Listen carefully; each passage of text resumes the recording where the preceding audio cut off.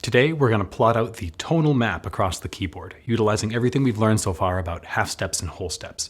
This is an incredibly powerful tool, so let's get right into it.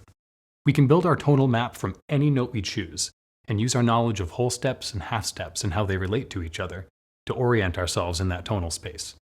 So if we pick, let's say, this middle note in this group of 3 black notes here, we call it A flat. We start right here, and we call it 1 on our tonal map. And we know that 2 is a whole step above 1. Well, then we can use our knowledge of whole steps and half steps, knowing that to play a whole step, we skip our nearest neighbor. And we find ourselves on 2 of our tonal map.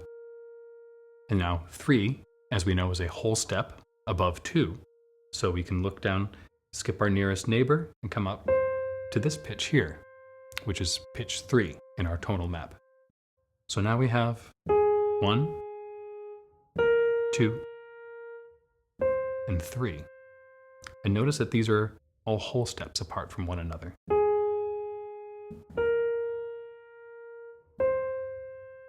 Now when we go to 4, here's our first half step. So it's right above note 3, this nearest neighbor, this next black key right here. This is 4.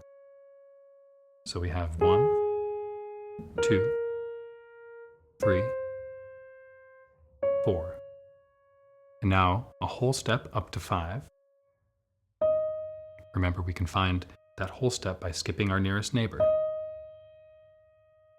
Now 6 is again a whole step above 5, so we skip our neighbor. And then 7 is a whole step above 6. And then finally, to bring us back to note 1, we have one more half step right here. And we're back at A flat again, 1 octave higher. So let's play through this entire series. We have 1, whole step up to 2,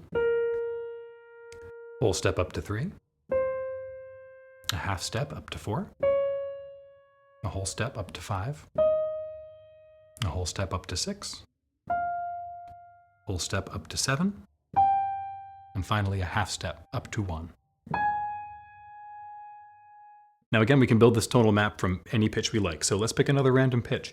Let's say this one right here, a half step down from where we started before. This is the note G. So we're going to build from here. We have note 1, up a whole step to note 2,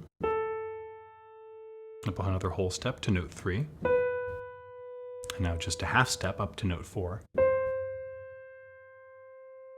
And now we come up to note 5, a whole step, and then another whole step up to note 6, another whole step up to note 7, and finally a half step back to 1 again, 1 octave higher. Now you can build these in any direction you like, so we could go ascending or descending. Let's try descending from a different pitch. Let's say this one right here. This is the white note in between this group of 2 black notes here. We call it D. So if this is 1, and we're going to come down from 1, we know that 7 is only a half step away from 1. So we come to our nearest neighbor to find 7. And if we come down to 6, that's a whole step. So now we skip our nearest neighbor. This is 6. Now we're going to come down to 5 again, skipping our nearest neighbor, a whole step. Now 4 is again a whole step below 5, so we skip our nearest neighbor. There's 4. Now 3 is just a half step below 4. So we come down to our nearest neighbor here, this black note. There's 3. And now 2, a whole step below 3. Let's come down. This is 2. And finally back to 1, one more whole step. So we skip our nearest neighbor. And we're back to 1. Let's try building another descending. So let's pick this note right here. It's the top note in this group of 3 black notes here. Call it B flat. So we're going to start with this as 1, come down a half step to 7, and then a whole step to 6, and then another whole step to 5,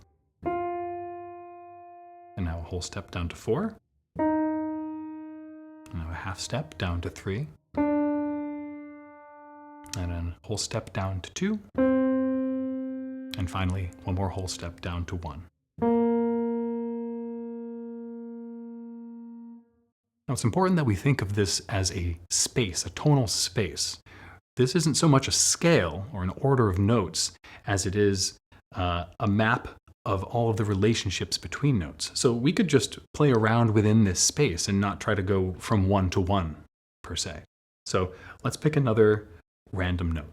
Let's say this one right here. This is the top note in this group of 2 black notes. We call it E flat. So if this isn't 1, let's say that it's 4. Now if we want to move around in this space, knowing that we're on 4 right now, then we know that below us is 3, which is a half step away. And then we also know if we're on 4, that a whole step above this is 5. So that's right there. And we can just play around in this 4, 3, 4, 5 space a bit. And just explore how lovely that is. Almost a little melody in its own right. Now, let's come down to 2, another whole step. And back up to 3, to 4, to 5, up to 6, up to 7, maybe back down to 6, 5, 4. And we can just wander around in this space.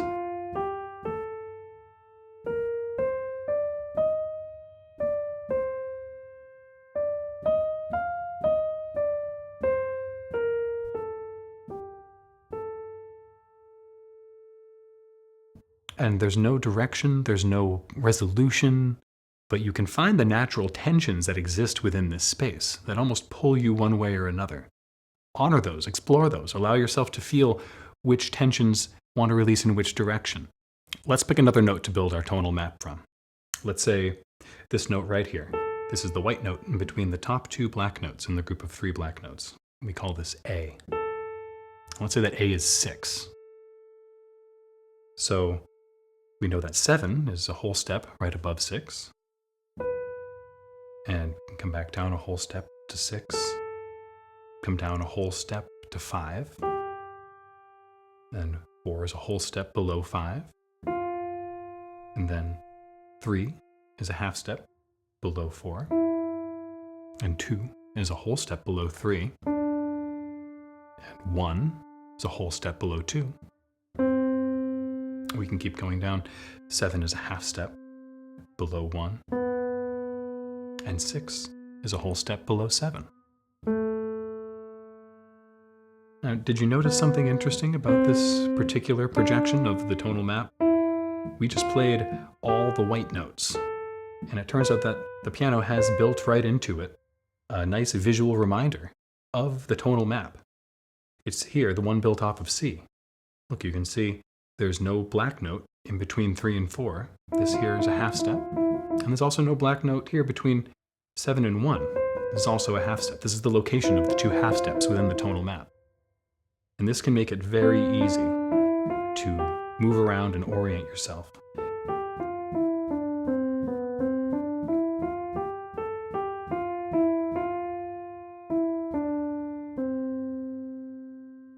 Remember that the tonal map isn't a scale, it's a space that encompasses and encapsulates all different kinds of harmonic phenomena that we're free to play around in. It's an incredibly useful tool that'll allow us to freely explore all across the keyboard and get our musical ideas out of our heads and into our hands. So have fun exploring this, take your time, and really explore the beauty of this space. There's a lot to discover.